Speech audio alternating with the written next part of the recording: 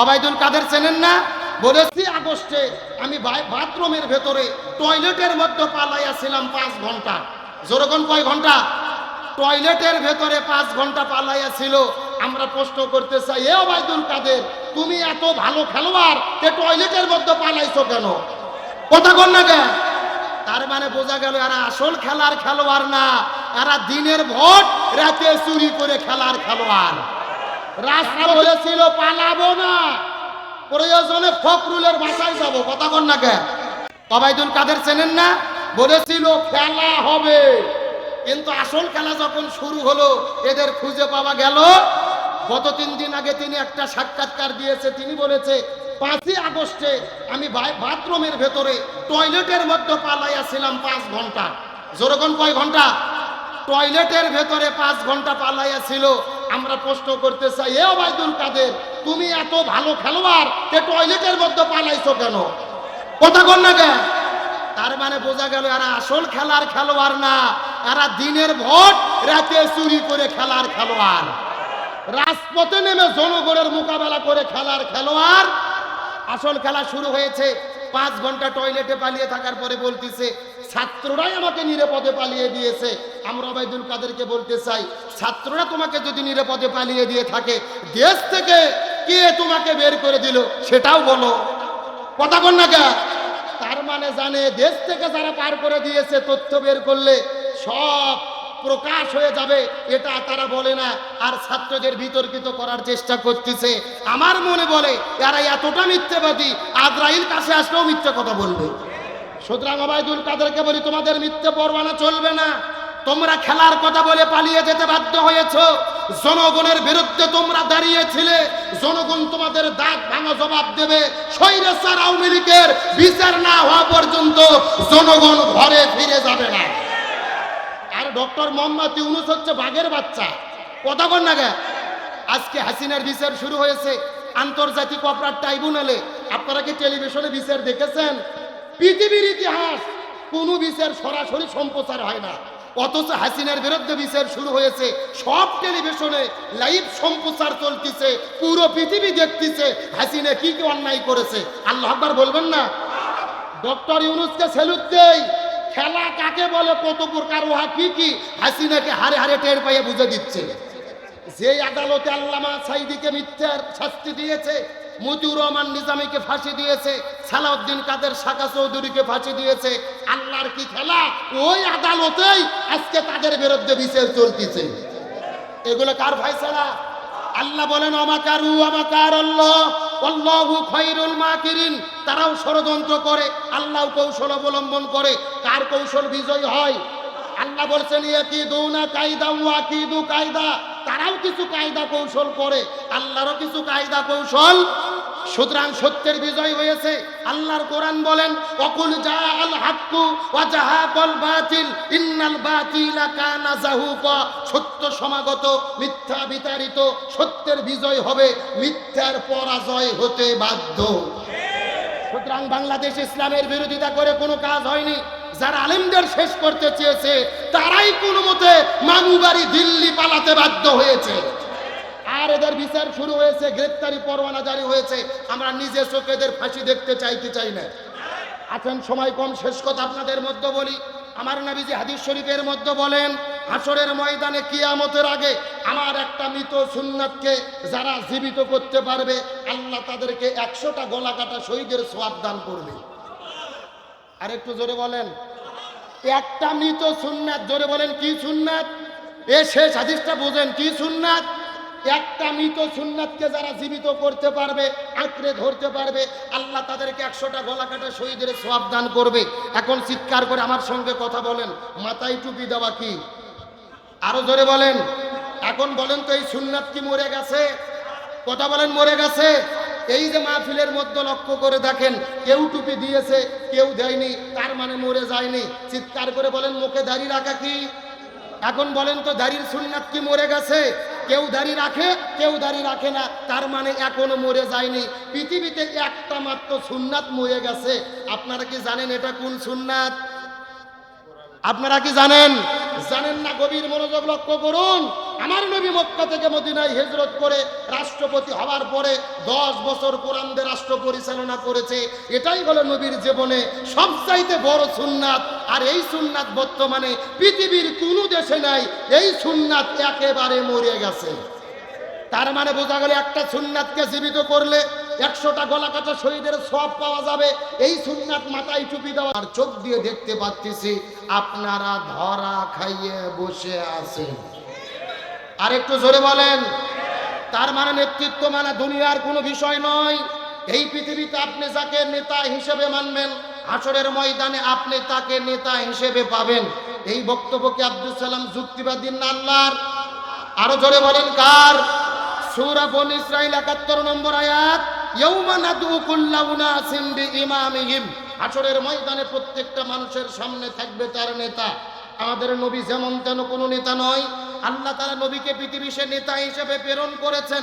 আল্লাহ তাআলা সূরা ইয়াসিনের প্রথমেই ডাক দিয়ে বলেন ইয়াসিন ওয়াল কুরআনিল হাকিম।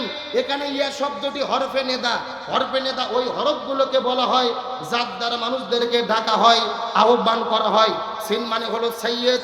সাইয়্যেদ শব্দের অর্থ নেতা। রাইসুল মুফাসসিরিন হযরত আব্দুল্লাহ ইবনে আব্বাস, হযরত আব্দুল্লাহ ইবনে মাসউদ রাদিয়াল্লাহু তাআলা আনহুমা দুইজনে মিলে এই জায়গায় সাইয়্যেদ বলেছেন। সাইয়্যেদ অর্থ হলো 5টি। চিৎকার করে বলেন সাইয়্যেদ মানে কয়টি? 1 নম্বর হলেন সাইয়্যেদুল বাশার, আমাদের নবী হলো সমস্ত মানুষের নেতা। 2 নম্বর সাইয়্যেদুল আম্বিয়া, আমাদের নবী হলো সমস্ত নবীদের নেতা। 3 নম্বর সাইয়্যেদুল মুরসালিন, আমাদের নবী হলো সমস্ত রাসূলের নেতা। 4 নম্বর সাইয়্যেদুল কাউনাইন, আল্লাহ তাআলা যতগুলো জগৎ সৃষ্টি করেছেন প্রত্যেকটা জগতের নেতা হলো আমাদের নবী। 5 নম্বর সাইয়্যেদুল আলামিন, আল্লাহ তাআলা যত জগৎ সৃষ্টি করেছে প্রত্যেকটা জগতের নেতা হলো আমাদের নবী। চিৎকার করে বলেন না আল্লাহু আকবার।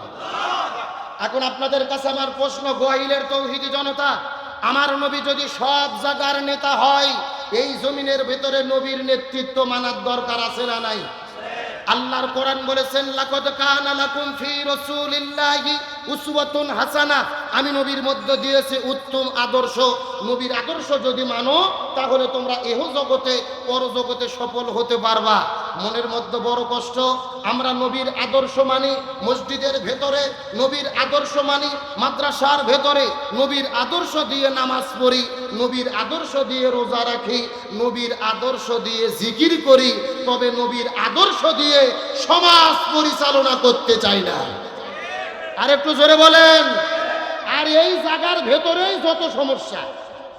নবীর আদর্শ নামাজে মানি, নবীর আদর্শ রোজাতে মানি, নবীর আদর্শ জিকিরে মানি, নবীর আদর্শ রাষ্ট্রের ভেতরে মানি না।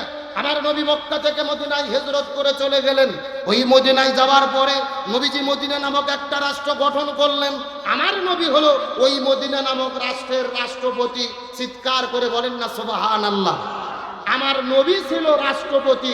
জোরে বলেন কি ছিল? কে রে নবী রাষ্ট্রপতি ছিল? বলতে ভয় লাগে, লজ্জা লাগে? তাহলে চিৎকার করে বলেন আমার নবী ছিল রাষ্ট্রপতি। জোরে বলেন আমার নবী কি ছিল? আরো জোরে। জোর হলো না। এখন আপনাদের কাছে আমার প্রশ্ন, নবী যদি রাষ্ট্রপতি হয়ে থাকে ওই নবীকে আমাদেরও রাষ্ট্রপতি মানার দরকার আছে না নাই? আরো জোরে বলেন। এখন প্রশ্ন, হুজুর নবী তো দুনিয়ায় বেঁচে নেই, কাকে রাষ্ট্রপতি বানাবো?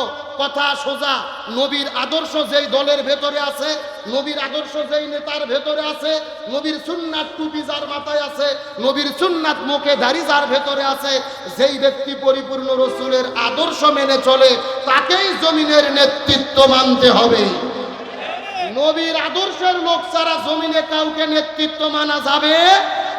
এখন আসেন আসল কথায়। এখন নবীর আদর্শ যেই দলে আছে, নবীর আদর্শ যেই ব্যক্তির ভেতরে আছে, এদেরকে যদি রাষ্ট্র ক্ষমতায় বসাতে যাই আমাদের মধ্যে বিপদ আছে না নাই? আরো জোরে বলেন। গত 16 বছর স্বৈরাচার হাসিনা বাংলাদেশে বিরোধী দলের উপরে অত্যাচার নির্যাতন করেছে। তার মধ্যে সবচাইতে বেশি নির্যাতনের শিকার হলো বাংলাদেশ জামায়াত ইসলামী। আর একটু জোরে বলেন। মাওলানা মতিউর রহমান নিজামী, আব্দুল কাদের মোল্লা, আলী হাসান মোহাম্মদ মুজাহিদ, সালাউদ্দিন কাদের শাকা চৌধুরী, কোরআনের পাখি আল্লামা সাঈদীকে মিথ্যা অপরাধে হত্যা করেছে, কাউকে বা ফাঁসির দড়িতে ঝুলিয়েছে, এদের কোনো অন্যায় ছিল না, এদের কোনো অপরাধ ছিল না। এদের অপরাধ হলো একটা, এই জমিনের ভেতরে তারা কোরআন বিজয়ের আন্দোলন করেছিল। এখন আপনাদের কাছে প্রশ্ন করতে চাই, গত 16 বছর তারা ইসলামকে নির্মূল করতে চেয়েছিল, তারা কি ইসলামকে নির্মূল করতে পেরেছে? বরং আমরা দেখতে পারতেছি স্বৈরাচার পালিয়ে যাওয়ার পরে বাংলাদেশে ইসলামপন্থীদের গণজোয়ার চলতেছে। আল্লাহু আকবার বলেন। আজকে বাংলাদেশ জামাত ইসলামের নিবন্ধন ফিরে দেওয়া হয়েছে, জোরে বলেন আলহামদুলিল্লাহ। অন্যায়ভাবে নিবন্ধন কেড়ে নেওয়া হয়েছিল, জামাত ইসলামকে আদালত নিবন্ধন দিয়েছে। দাড়িপাল্লা প্রতীক ফিরে দেওয়ার জন্য আদালত হুকুম করেছে, তার কারণ ন্যায় এবং ইনসাফের প্রতীক হলো দাড়িপাল্লা। দাড়িপাল্লা হলো মিজান, ন্যায় এবং ইনসাফ কায়েমের প্রতীক, অন্যায়কে দূরীভূত করার প্রতীক। সুতরাং আমরা বলতে চাই, অনতি বিলম্বে ন্যায় এবং ইনসাফের প্রতীক দাড়িপাল্লাকে তৌহিদি জনতাকে ফিরিয়ে দিতে হবে এবং ন্যায় এবং ইনসাফের প্রতীককে সামনে রেখেই বাংলার জমিনে কোরআনের শাসন কায়েমে আমাদের কাজ করতে হবে। এই বাংলাদেশ থেকে যদি সুদ ঘুষ দুর্নীতি বন্ধ করতে চাই, সাদাবাজি বন্ধ করতে চাই, হত্যা বন্ধ করতে চাই, দুর্নীতি বন্ধ করতে চাই, বাবার নীতি, বেটির নীতি, স্বামীর নীতি, ভারতের নীতি, আমেরিকার নীতি, সক্রেটিসের নীতি, প্লেটন নীতি, ধর্মনিরপেক্ষতাবাদ, জাতীয়তাবাদ দিয়ে এই জমিনে শান্তি আসবে না। শান্তি কায়েমের জন্য কোরআনের নীতি কায়েম করতে হবে। সুতরাং বাংলাদেশের স্বাধীনতার 54 বছর পার হয়ে গেছে, একদল ক্ষমতায় এসেছে আর এক দল ক্ষমতা থেকে চলে গেছে, আমরা শান্তি পাইনি। সুতরাং আজকের আলোচনার ঘোষণা, এই বাংলাদেশে সব দল দেখা শেষ, আগামীতে আলেমদের নেতৃত্বে কোরআনের বাংলাদেশ। এই কোরআনের বাংলাদেশ দেখতে কারা কারা রাজি আছেন? দুটি হাত আল্লাহকে তুলে দেখা।